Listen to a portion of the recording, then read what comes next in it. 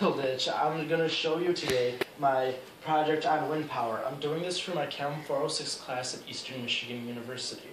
The problem that I have today is I'm trying to figure out how many wind blades will be perfect for the different wind speeds to produce the most voltages. My hypothesis is that 4 wind blades will produce the most power at the lower wind speeds.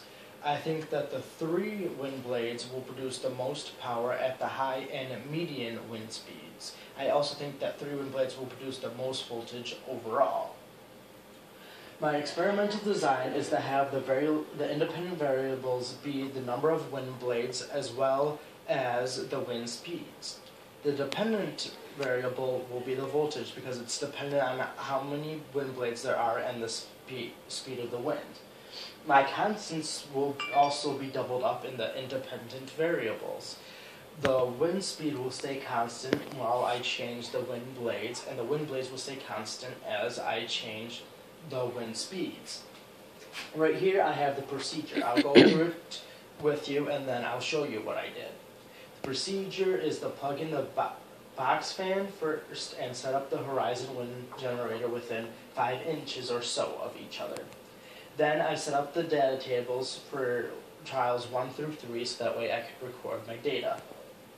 I turned on the fan on the high setting and I turned on the multimeter. I waited for approximately 1 minute to read the voltage.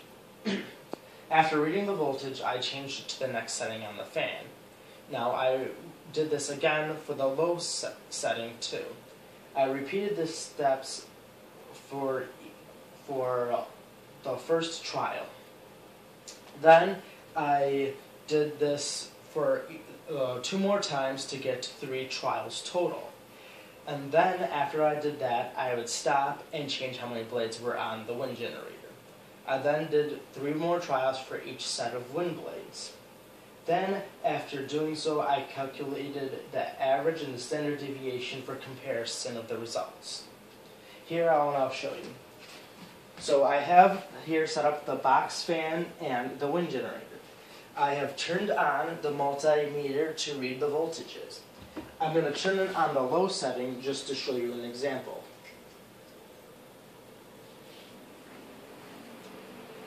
See how on the low setting it spins all by itself. It would spin faster on a higher setting. So giving it a couple of seconds to kind of standard itself, I will read the voltage of what it has. So right now it's reading at about 1.6 rounding up volts. That's approximately what I got when I was doing it myself. Now, there's some safety that I had to do while doing this experiment, but not much, being that it was a relatively safe experiment.